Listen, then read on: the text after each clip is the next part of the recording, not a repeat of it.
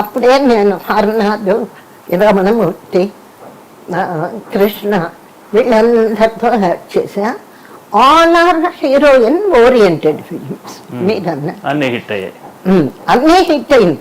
అక్కడ ఏమైంది, ఇద్దరు హీరోలు లేకపోయినా కూడా జమున పిక్చర్లు హిట్ అయినాయి అని డిస్ట్రిబ్యూటర్ ఒక లెవెల్లో జముననే మాకు హీరోయిన్ ఆవిడంటే డిస్ట్రిబ్యూషన్.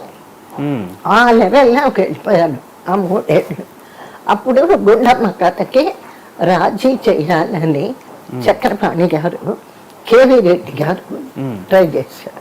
కేవీ రెడ్డి గారు మొట్టమొదట పిలిచారు.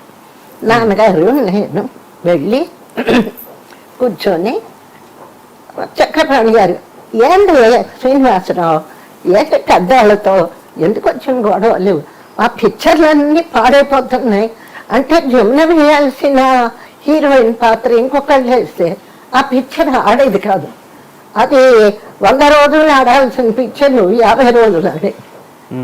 అట్లా కొంచెం ఇండస్ట్రీలో ల్యాక్ ఆఫ్ కాంబినేషన్ కొన్ని పిక్చర్లు దెబ్బతిన్నాయి.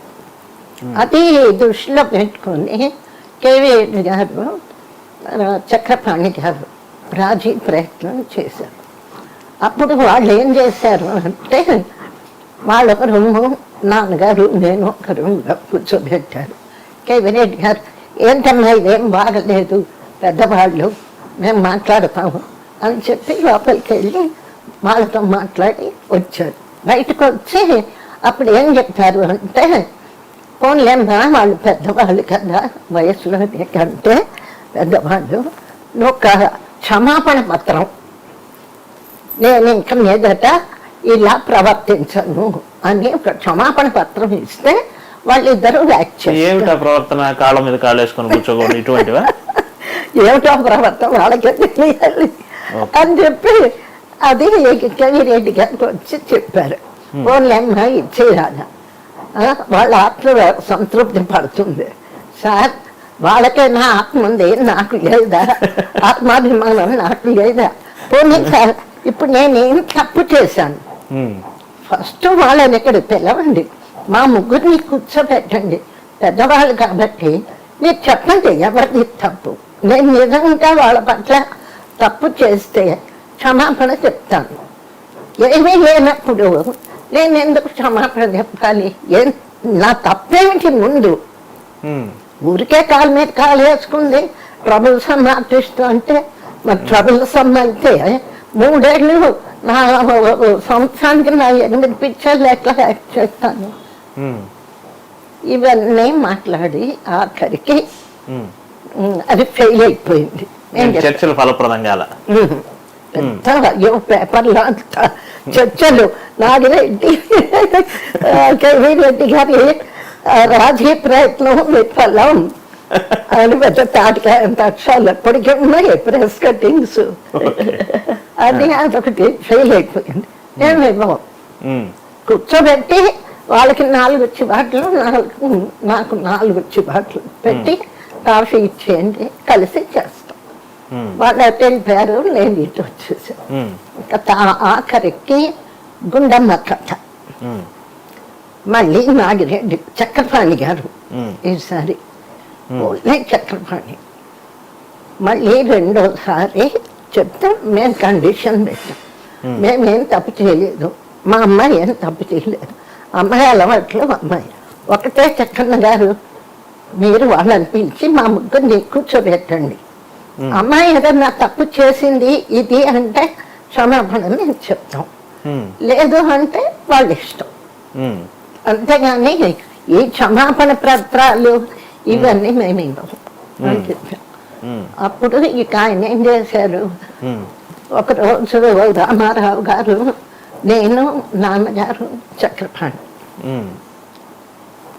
ముగ్గురిని కూర్చోబెట్టారు.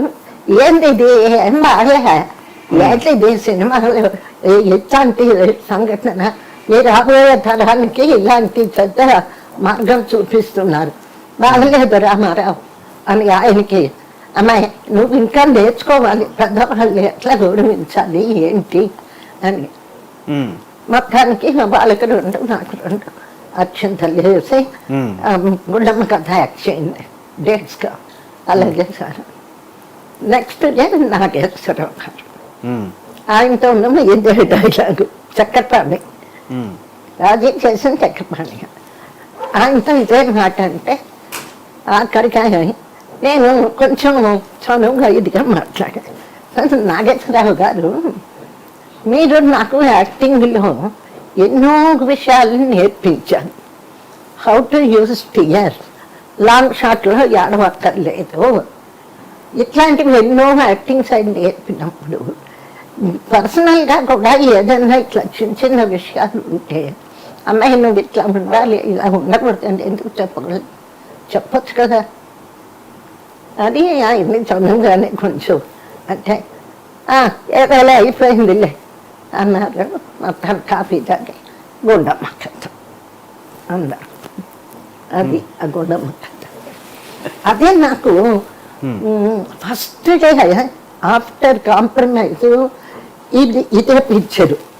ఆ పిక్చరు ఇద్దరు హీరోల మధ్య ఫోటో తీర్చు. అప్పుడు నా మైండ్ ఎట్లా ఉంది అన్నది నాకు గుర్తు రావడం.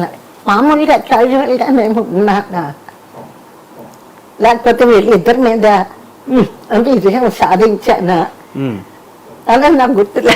ఆ ఫీలింగ్ ఏమిటా అనేది.